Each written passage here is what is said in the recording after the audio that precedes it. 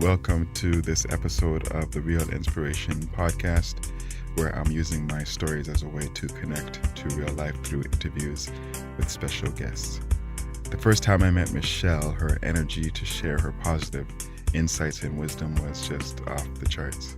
You're not going to meet a lot of people like her, and I really felt she would be a perfect person to speak to about my theatrical skit called Insinuations, which really highlights the insecurity Black folks and minority individuals may be feeling due to how the world is treating them.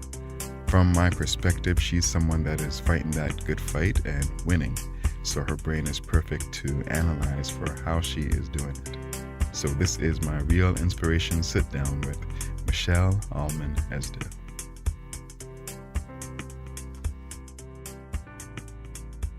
We're going to be talking about the story Insinuations, right? So you watched it before this podcast interview. First, I'd like for you to give a little background about who you are so it can give context to what you're going to say. Hi, my name is Michelle Allman-Esdaille. I am currently the owner and CEO of the Hook and Company, the Hook Sync Group, as well as Sustainable Creative Living. Quite frankly, I guess my first job was at a milk store, but I was out of there in a year and I was hired by TD Bank before I graduated high school. But with that being said, I got into corporate relatively early. I was there for about 27 years in sales and finance. I elevated relatively quickly. I've only worked with Fortune 500 companies. The last position I had was in finance, working with tech companies around reconciliation of their assets. Now, after 27 years of all of that, kind of tapped out. I'm going to be honest with you. I started to get into a space of not just wanting to acquire a thing. It started, my whole soul started to bubble up with purpose. Like, what am I here to do? Right now, I'm just doing a thing because I can. I'm really good at this, but it doesn't mean I want to do it. And I never explored what I truly wanted to do. And so in 2014, I up and left my job. A year later, I birthed the Hook and Company, which at the time was a referral company for music artists and musicians. I've always loved music in television and film. I can tell you scenes specifically because of the music. And so I was like, what better place for me to be? That I've been doing for about 4 years, and I've worked with everybody from like Tyler Perry, Oprah Winfrey, Ava DuVernay, cities, shows, commercials, you name it. It's just been beautiful. I have a 4-week-long accelerator I host that specifically teaches Black producers how to make music for television and film. And it has progressed to the point where now I've opened up my third company at the top of this year by the name of Sustainable Creative Living, which provides various sync courses, songwriting courses, export readiness courses, AI courses, and I have coaches prep to teach artists specifically how to be keynote speakers. Wow. So everything you're saying is like if we're relating it back to this story, right? Mm-hmm. Everything you're saying, you have a wide range of what a person is capable of. Absolutely. Right? But not everybody sees that in themselves. So in this story, that woman, the star, she's trying to tell him, you're great. You did something nice for me, so be proud of it, and But she notices that he's not he's kind of shy about it, and he has a confidence. Yes. I just think that we assume it's a negative because we're, brought up in environments that always shove the idea of knowing what you're supposed to be after school. Yes. Right? And so now when you don't, all of a sudden you're a loser. Mm-hmm. And you're just a waste, you just walking road.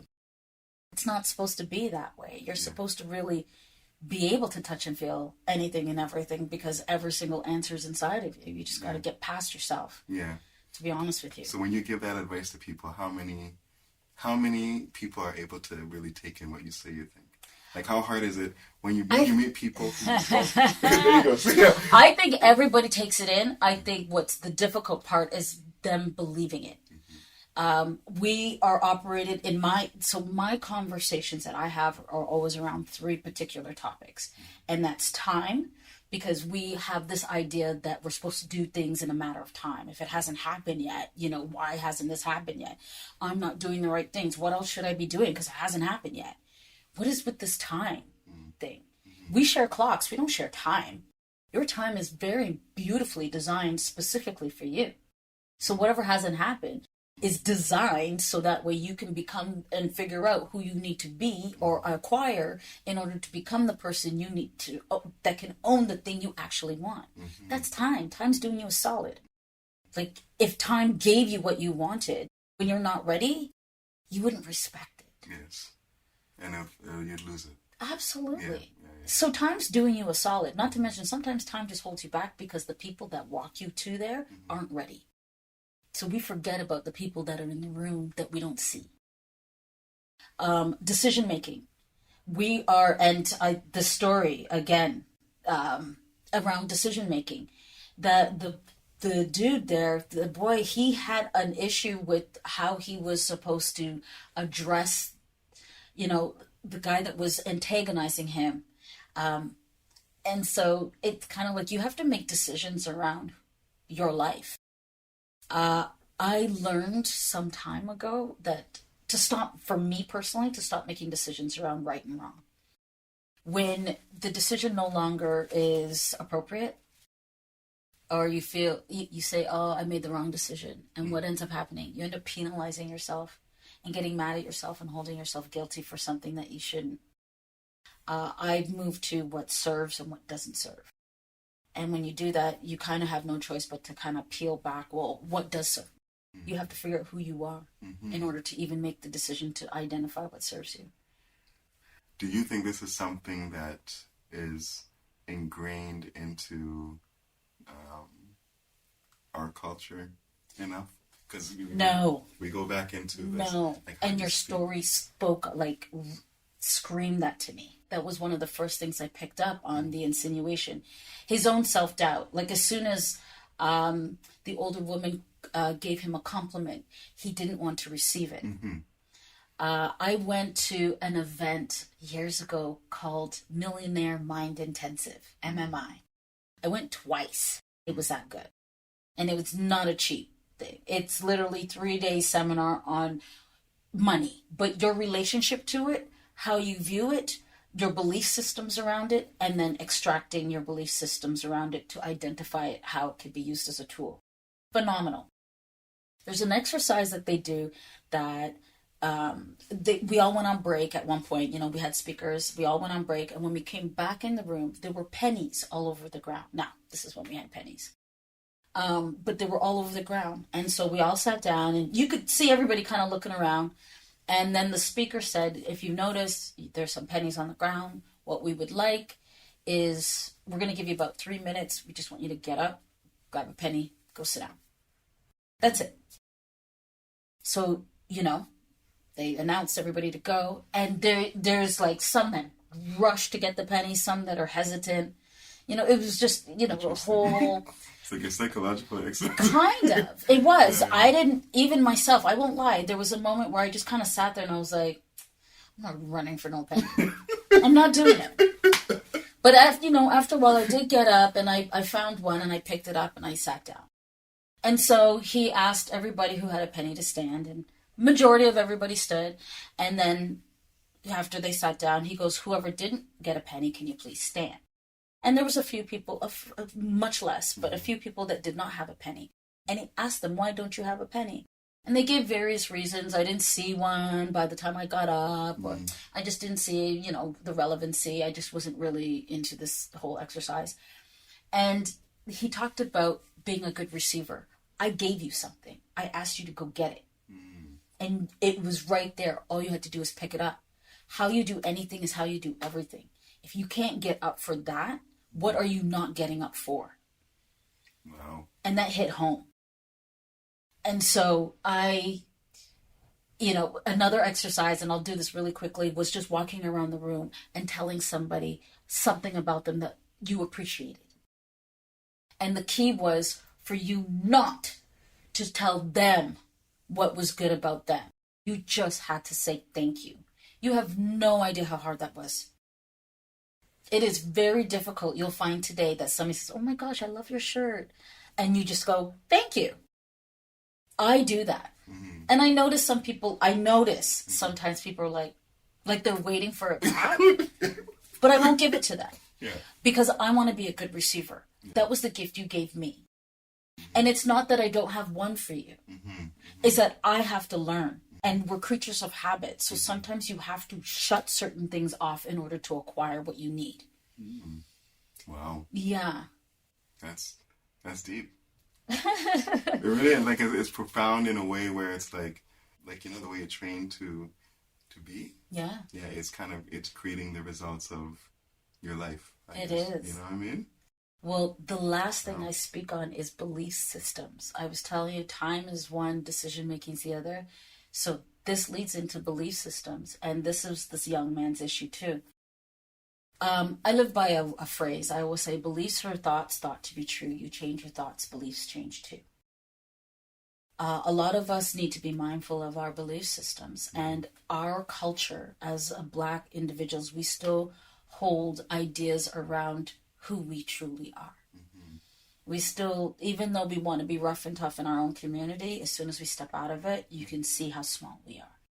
By the way we hold our body language, not feeling comfortable in certain rooms, the way we speak, it's a little bit more, inside, it's a little bit more quiet.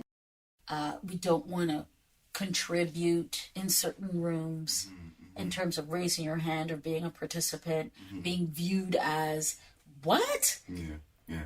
I love barging in those rooms now. I think it's become my superpower. Now that probably stemmed from corporate because I'm 5 feet tall, $106, okay? Like I am not a big girl. Yeah. And I have a youthful face.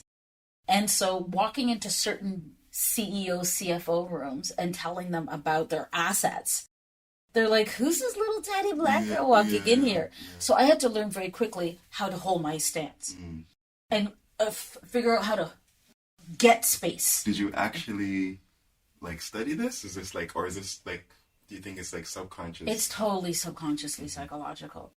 As much as I know how to walk into the boardroom, I was still shy. And so when I go places, I'm the chick at the back of the room.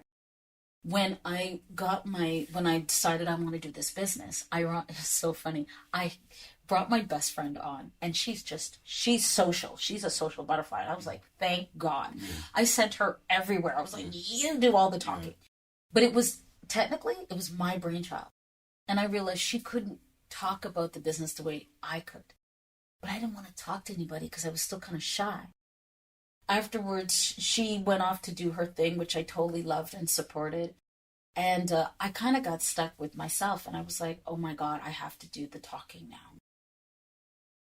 I can't tell you at first how many times I would drive up to the event. I would park my car, tilt the rear view mirror, and I'd look into the mirror.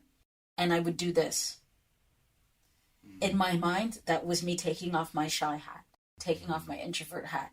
And then I'd put on my good networking hat. And I'm looking in the mirror, literally, like, okay. And I tell myself in the mirror, you're going to shake hands nice and strong. Not strong to the point where it hurts, but strong to know that you're there. You're going to look them in the eyes, you're going to keep a smile, and you're going to ask your great open-ended questions.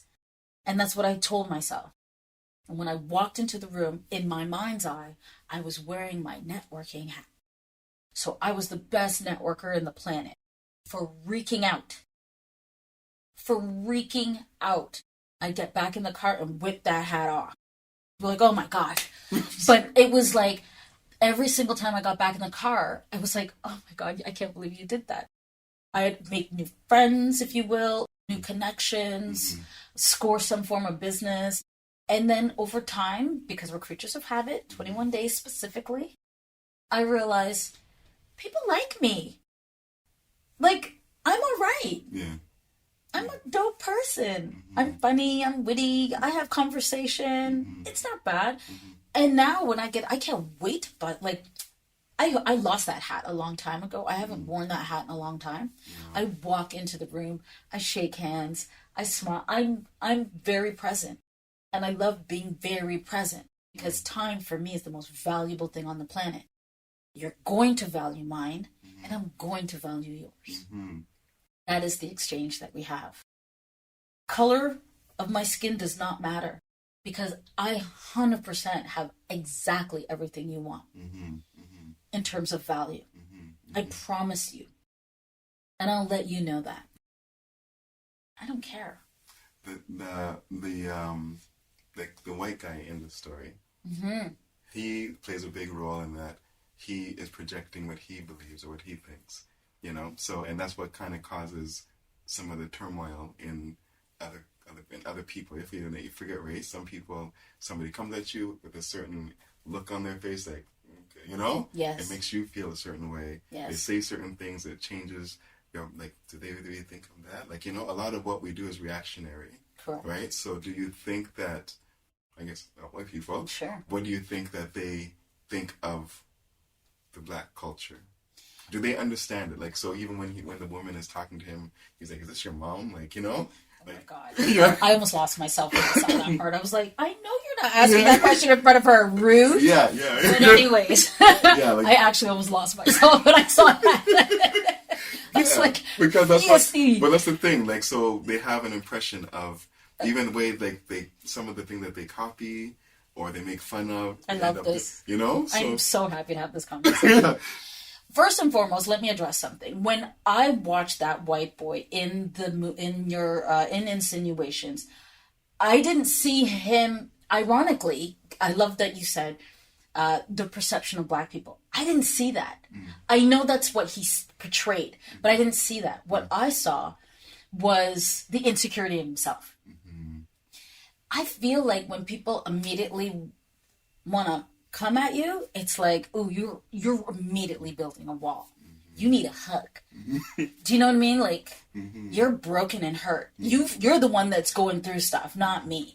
So I felt that I actually almost felt bad for him. I was like, ouch. It's like you're the one that wants the black friend, so you're trying to be this way. Something's going on with you, sir. I feel like white people absolutely want to be accepted by black people. I really do. I feel like they want to be comfortable with them.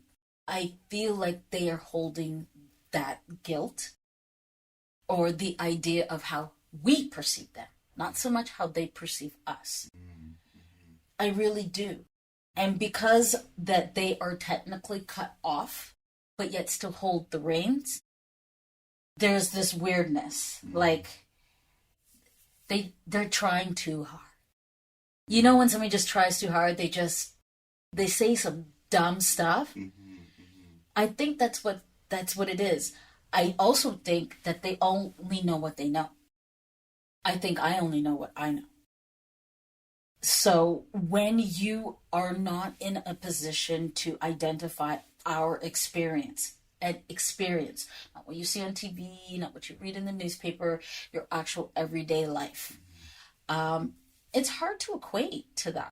I can't equate to what they I have no idea what it's like just to be free to do whatever and not even have the mindset of repercussions. I have no idea. I can't perceive it, just like they can't perceive my life. Yeah. So sometimes when they say some stuff, I'm not mad. As weird as that sounds. Like, I know there are some people that are like, fight the power. Like, they're really like, they should know. And I know there's a series of black people that are like, I'm not prepared to teach.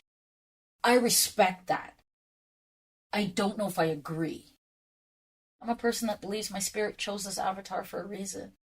Just like their spirit chose their avatar for a reason. They are raised in an environment mentally, like on a conscious level, that has been refined by these rules.